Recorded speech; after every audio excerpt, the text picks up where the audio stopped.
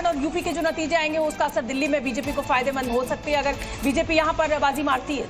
शोभना जी, मुझे लगता है सारे चुनाव अलग होते हैं और आपने जैसा कहा कि मुद्दों पे बात होनी चाहिए, तो पंजाब में आज उपचुनाव चल रहे हैं पर क्योंकि वहां मुद्दों की बात हो रही है तो कोई दिखा नहीं रहा, बात कटेंगे बटेंगे की हो रही है। ये कौन कटा बटा? यूपी में भी 10 बच्चे जल गए, वो हिंदू बच्चे थे और वहां पर योगी जी अगले दिन कटेंगे बटेंगे के नारे दे रहे थे। ऐसी संवेदनहीन सरकार है वो। मैं तो चाहूंगी भाजपा हार जाए। Zero tolerance towards corruption, zero tolerance towards Bhajpa.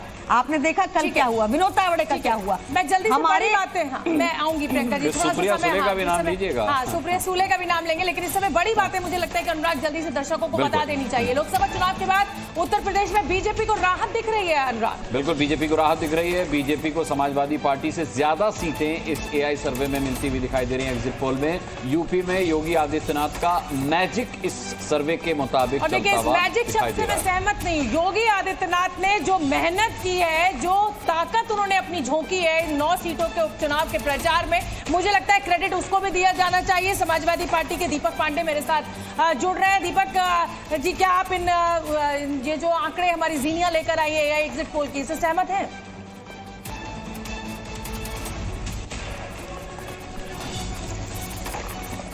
दीपक, आपको आवाज मिल रही है?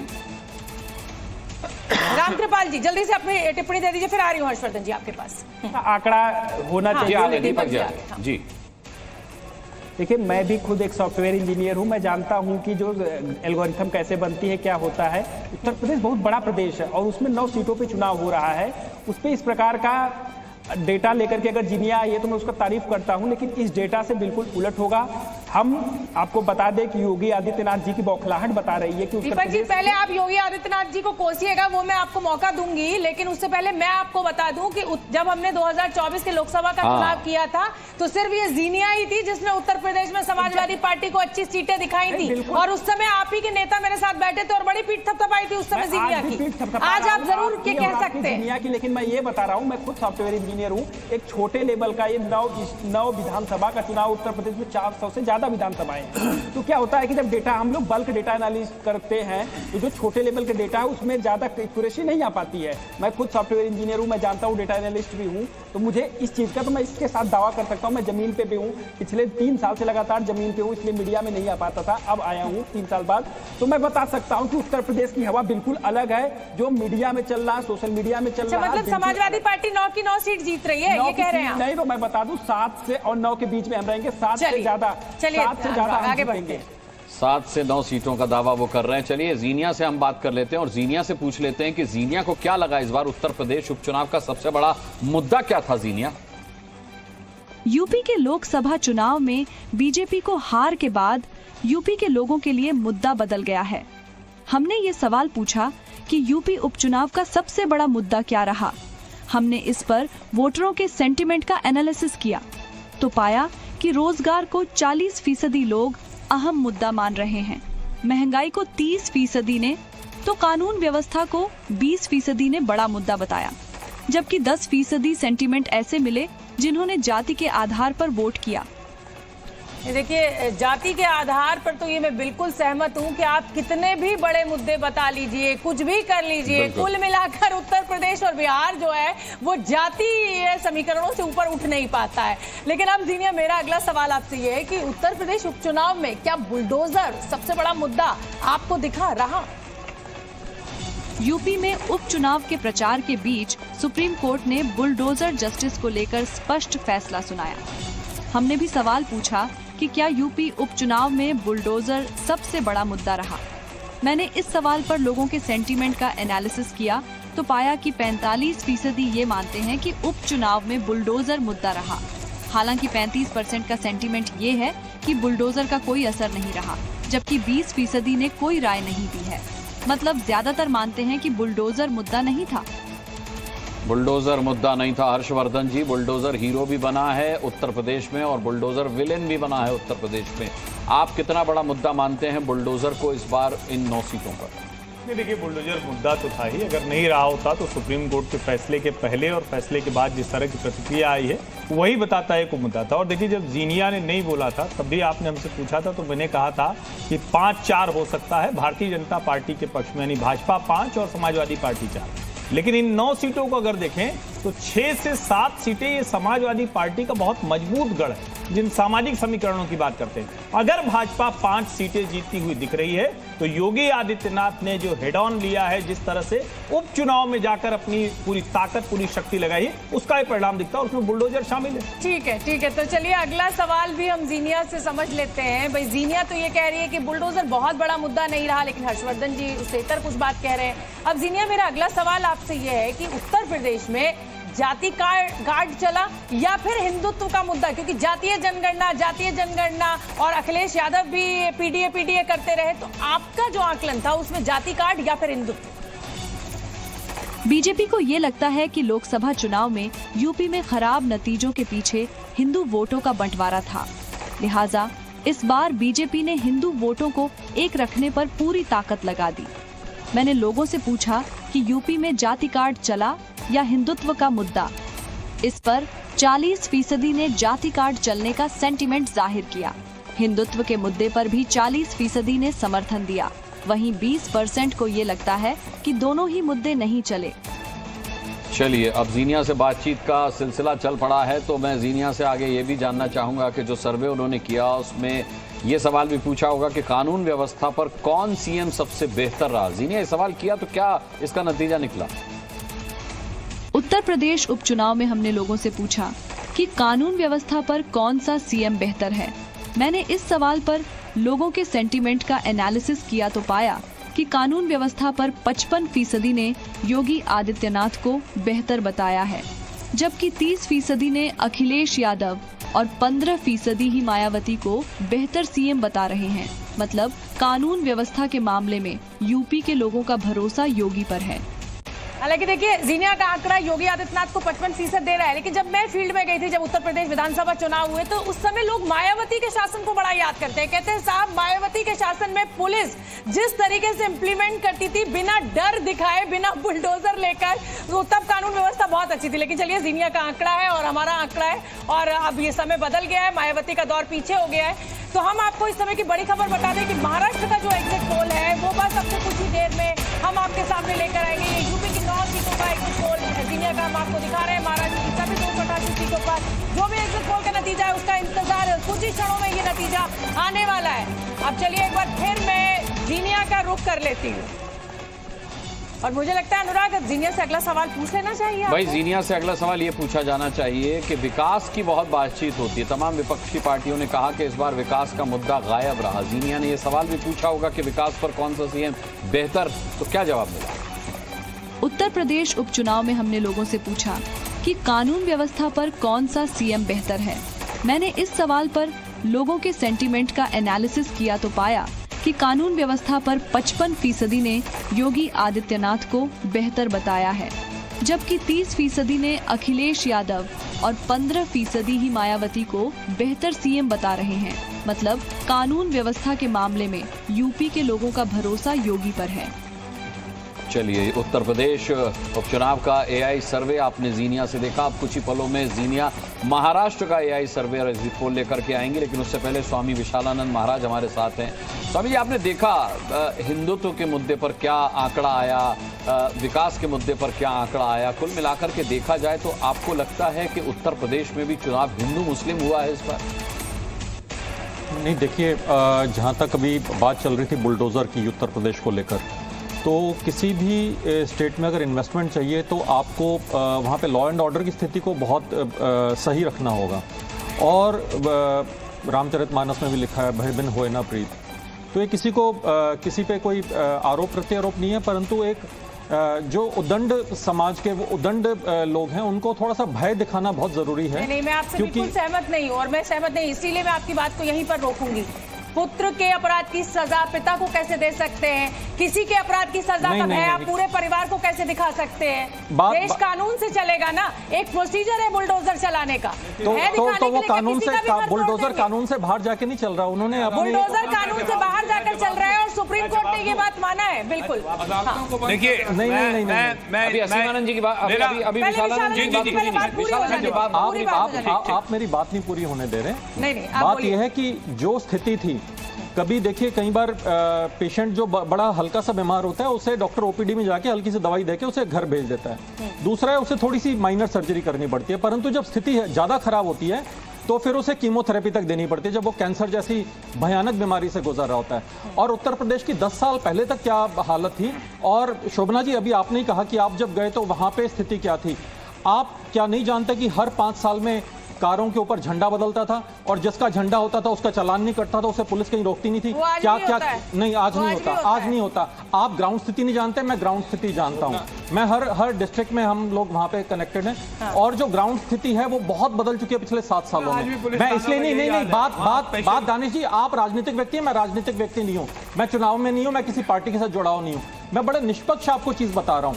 तो जब हमेशा ये झंडे जब बदले जाते थे गाड़ियों पर, तो उस चीज से पब्लिक तंग आ चुकी थी, और इसलिए बहुत साल बाद ऐसा हुआ कि दूसरा मौका किसी पार्टी को दिया, और इस चीज से लोग चलिए ठीक है, रामकृपाल जी यूपी में भाजपा के झंडे नहीं लगते। रामकृपाल जी कुछ कहना चाह रहे हैं, चलान नहीं कटते। रामकृपाल जी कुछ कहना चाह रहे हैं। देखिए, आप इसमें सारे वरिष्ठ पत्रकार अभी इस चर्चा का हिस्सा बनना चाहते हैं। मुझे लगता है जल्दी से छोटी सबसे जल्दी टिप्पणी ले लेते हैं। विशालानंद जी रुक जाइए, रामकृपाल जी, उसके बाद अभिज्ञान जी, और फिर जयशंकर जी, सब लोग जल्दी जल्दी अपनी बात रख लीजिए। मैं केवल उत्तर प्रदेश का जो अभी आप दिखा रहे हैं बाई इलेक्शन का, उस पर एक बात मैं कहना चाहता हूँ निष्कर्ष।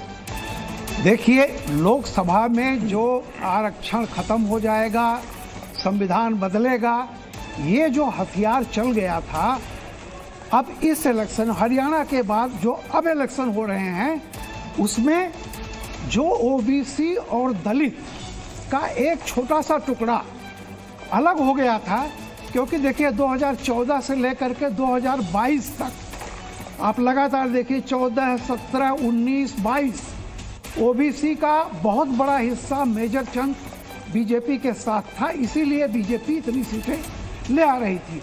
वो जो चंक भ्रमित होकर चला गया था, दलित गया था कांग्रेस के नाते, वो दलित जो है इस बार बिल्कुल क्लियर कट दिखाई पड़ रहा है। वो दलित और वो ओबीसी जो इस भ्रम में गया था कि आरक्षण खत्म हो जाएगा, बीजेपी की तरफ लौटता दिख रहा है। मतलब और यही बात आप देखिएगा, ये महाराष्ट्र में भी आपको यही आंकड़ा आने वाला है। अभिज्ञान जल्दी से 2 बातें। एक तो जो रामकृपाल जी कह रहे हैं ये वैलिड पॉइंट है, क्योंकि उस समय परसेप्शन बहुत ज़्यादा था कि ये लोग वापस आ गए बड़ी मेजॉरिटी से, तो पता नहीं देश में क्या हो जाएगा और संविधान कहाँ जाएगा और कानून बदल जाएगा। तो एक तो ये है। दूसरा जो शोभना आपका बुलडोजर वाला पॉइंट है वो बहुत वैलिड है। अभी बहुत हो गया। उत्तर प्रदेश पर मैंने एक किताब लिखी है, बेस्ट सेलर किताब है, ये स्वामी जी जरूर पढ़ ले। निष्पक्ष बता रहे हैं आपको, ऊपर से नीचे तक तो आप बीजेपी के नजर आ रहे हैं मुझे, और बातों से भी, तो इसलिए बहुत क्लियर है। अभिज्ञान जी व्यक्तिगत हो रहा है, थोड़ा सा व्यक्तिगत हो रहा है, थोड़ा सा पर्सनल हो रहा है। उत्तर प्रदेश में ऐसा जिसको कि नहीं, आप ये बहुत व्यक्तिगत हो रहा है, और ये मैं चाहूंगा आप ये शब्द वापस लीजिए। हो रहा है, लेकिन मैंने आपसे कहा कि आपकी बातों से नहीं, बात मैं भी ये कह सकता हूँ कि आप अपने पहनावे से कम्युनिस्ट नजर आ रहे हैं। बात ये भी मैं कह सकता हूँ आप सेंटर लेफ्ट नजर आ रहे हैं। बात अभिज्ञान जी, प्लीज आप मुझसे और कुछ सुनना चाहते तो वो मैं करूंगा नहीं, इसलिए रहने से बहस को। इम्पोर्टेंट पॉइंट ये है कि उत्तर प्रदेश देश का वो राज्य है जिसमें भयानक पोटेंशियल रहा है, और इसी बात को लेकर मैंने अपनी किताब लिखी, और तमाम सरकारें रही उसमें, बीजेपी, कांग्रेस, समाजवादी पार्टी, मायावती, वो कभी भी अपने फुल पोटेंशियल को रियलाइज नहीं कर पाया। और उसकी मूल वजह ये है कि 90 के दशक के बाद से जो एक किस्म की सियासत मंडल कमंडल वाली उत्तर प्रदेश में पकड़ में आई, विजय जी जानते हैं, रामकृपाल जी जानते हैं, उसका आधार ऐसे बना कि आज तक उत्तर प्रदेश उससे उबर कर नहीं निकल कर आ पाया। ठीक है भैया। और जो पॉइंट ऑफ डेवलपमेंट, और आप कोई state should not be known for bulldozer politics, बिल्कुल, या कोई स्टेट तो का नेता should not be known for कटेंगे कि बटेंगे। अभी तो कटेंगे बटेंगे, आगे क्या क्या हटेंगे मुझे नहीं मालूम। तो these are not points of, ये कोई विकास के मुद्दे नहीं जिसके लिए किसी को जाना चाहिए। ये मेरा पॉइंट है, क्योंकि वो देश का सबसे बड़ा ठीक है, लेकिन उसके बावजूद भी अभिज्ञान आप आंकड़ा देखें, अगर विकास के नाम पर तो योगी पहले भी कहा कि जो राष्ट्रपाल जी पहले ठीक है, बिल्कुल, देखिए, सवाल और आपसे 50% लोग योगी आदित्यनाथ को विकास के मुद्दे पर बेहतर सीएम मान रहे हैं, बुलडोजर के बावजूद, बुलडोजर पॉलिटिक्स के बावजूद। आपके छोटे से पॉइंट नहीं है, यहाँ पे डाटा एनालिस्ट बैठे। देखिए, परसेप्शन वाइज जो 20 साल से उत्तर प्रदेश या 25 साल से उत्तर प्रदेश को देख रहा है, मैं हूँ, विजय जी हैं, आप हैं, तो मायावती का बहुत अच्छा ट्रैक रिकॉर्ड है। तो जो सीएम क्लोजर रहेगा सत्ता के, जब आप आकलन करेंगे तो ये स्वाभाविक होता है कि उसका आंकड़ा ऊपर आएगा। क्यों मैं सही कह रहा हूँ ना? ठीक है, तो नेचुरली इस वक्त बिल्कुल ठीक है। पहले जयशंकर जी की टिप्पणी लेती हूँ, फिर अक्कू रोहतगी जी आपके पास आऊंगी। जयशंकर जी, नहीं, मेरा कहना यह है कि जो दिखा रहा है जीनिया का एग्जिट पोल, वो लगभग पहले जैसा ही है। उसमें कोई बहुत बड़ा, आप जैसे बहस हम लोग ऐसा कर रहे हैं जैसे लग रहा है क्लीन स्वीप हो रहा है। भाई पहले जो है अभी तक की हालत में 5 सीटें एनडीए के पास हैं, वहाँ 3 बीजेपी के पास, 1 लोकदल के पास, 1 निषाद समाज पार्टी के पास, ये 5 सीटें इनके पास थी और 5 ही इनको मिलते हुए दिखाई दे रही है। जो आपने दिखाया 4 से 6, तो उसका औसत निकलेगा 5। इसी तरह से बीजेपी जो एसपी का दिखाया है आपने 3 से 5, तो 3 से वो 4 सीटें इसकी आ रही है, 4 उनके पास थी तो वो भी आ रहे थे। इसमें तो ऐसा नहीं। एक सेकंड विजय, एक सेकंड। दूसरी बात यह है कि जो आप लोग बुलडोजर और इसकी बात कर रहे हैं, मैं बता रहा हूं स्वामी जी, 10 नवंबर को मैं सुल्तानपुर में था। वहां वैश्य समाज के लोग मेरे पास आए थे। संत राम अग्रहरी नाम के किसी छोटे दुकानदार की हत्या हुई थी। हत्यारा, मुख्य हत्यारा बीजेपी का अर्जुन पटेल, जिसका नाम लोगों ने लिया, वो एक्यूज है। 1 महीने, 10 नवंबर की बात कर रहा हूँ, 1 महीने तक उसकी कोई गिरफ्तारी नहीं हुई थी, बाकी गिरफ्तार हुए थे, उसकी गिरफ्तारी नहीं हुई थी। ये हमसे लोगों ने पूछा, हमने वहाँ के पत्रकारों से भी बात हुई, पत्रकार सम्मेलन में भी थे, हमने पूछा तो उन्होंने कहा साहब एक की गिरफ्तारी नहीं हुई क्योंकि बीजेपी का है। जयशंकर जी, सुनिए, अरे शामिल सुनिए, मेरे पास वीडियो रखा हुआ है, वो जो जिसके पास क्रिमिनल है उसका वीडियो है, कह रहा कि मैं तुम्हारे बाप को मारा था चौराहे पे, तुमको भी चौराहे पे मारूंगा, मेरा कुछ बिगाड़ नहीं सकता। देखिए, मैंने आपको जयशंकर बोल दिया, बड़ी खबर आ गई है। अरे जयशंकर जी रुक जाइए, मैंने आपको एस जयशंकर बोल दिया। मैं बड़ी खबर अपने दर्शकों को बता दूं, महाराष्ट्र की सभी 288 सीटों पर कुछ ही सेकंड्स का इंतजार और जीनिया का एआई एग्जिट पोल आने वाला है, आंकड़े आने वाले। 288 सीटों पर महायुति या फिर महाआघाड़ी, बहुत विचित्र चुनाव है इस बार। 2 एनसीपी है, 2 शिवसेना है और कांग्रेस और बीजेपी जो है उनके सामने ये जो लोकल पॉलिटिकल पार्टीज हैं, ये एक बड़े कद के साथ, बड़े गठबंधन के साथ दिख रही है। तो मैं अक्कू श्रीवास्तव जी का भी जल्दी से रुख कर लेती हूँ। अक्कू जी, जल्दी से बताइए, अब आप यहाँ पर जितनी चर्चा हुई है यूपी को लेकर, उसको लेकर क्या कहेंगे आप? चर्चा हुई है, जो जीनिया बात कर रही है, वो जीनिया एक पब्लिक सेंटिमेंट की बात कर रही है और लगभग वो ठीक है। पब्लिक सेंटिमेंट तो सोशल मीडिया के आधार पे मैं नहीं कह सकता, क्योंकि सोशल मीडिया को लेकर के इस समय बहुत सारी वैसे ही साइंटिफिक रीज़न बताए गए हैं कि सोशल मीडिया में फर्जी चीज़ें ज़्यादा आती हैं।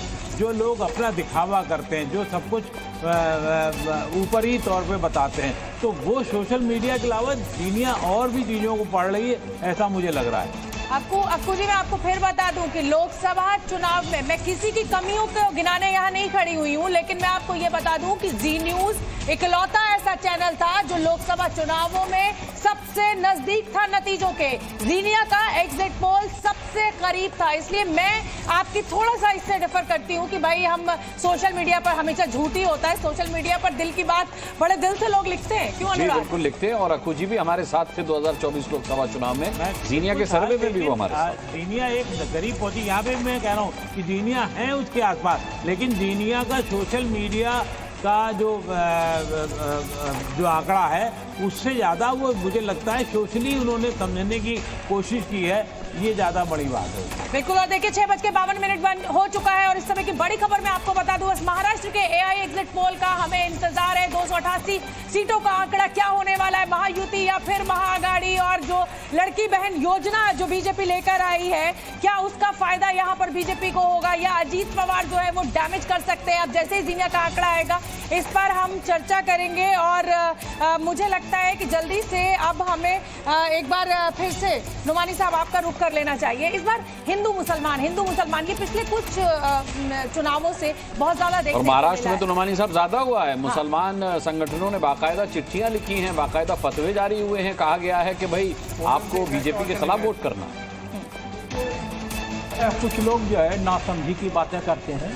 जब भाजपा को मान्यता प्राप्त है भाजपा, तो वहाँ जो है वो बायकाट का कोई मतलब नहीं होता है।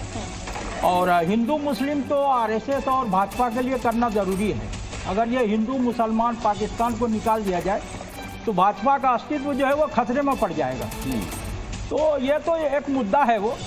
लेकिन यूपी में जो आंकड़ा बताया है वो हमारे हिसाब से, जो मैं बात करता रहा, तो कल भी मैं देवबंद से आया, तो वो 4-5 का जो है वो बनता है, या तो 5 इधर या 5 उधर। चलिए ठीक है हर्षवर्धन जी, झारखंड में भी जो है हिंदू मुसलमान को छोड़ दीजिए, आप सब कुछ छोड़िए। मैं कह रही हूँ 90,000 करोड़ की योजनाओं पर काम किया है एकनाथ शिंदे सरकार ने, लेकिन जब नतीजे आएंगे, क्योंकि बीजेपी ज्यादा सीटों पर लड़ी और गृह मंत्री अमित शाह ये साफ कह चुके हैं। एक मिनट रुक जाइए, नहीं कर रहे ऐसा नहीं है। अरे लड़की बहन उन्हीं की योजना है, नुमानी साहब रुक जाइए। तो अमित शाह साहब ने कहा कि साहब जब नतीजे आएंगे मुख्यमंत्री तो तभी तय होगा।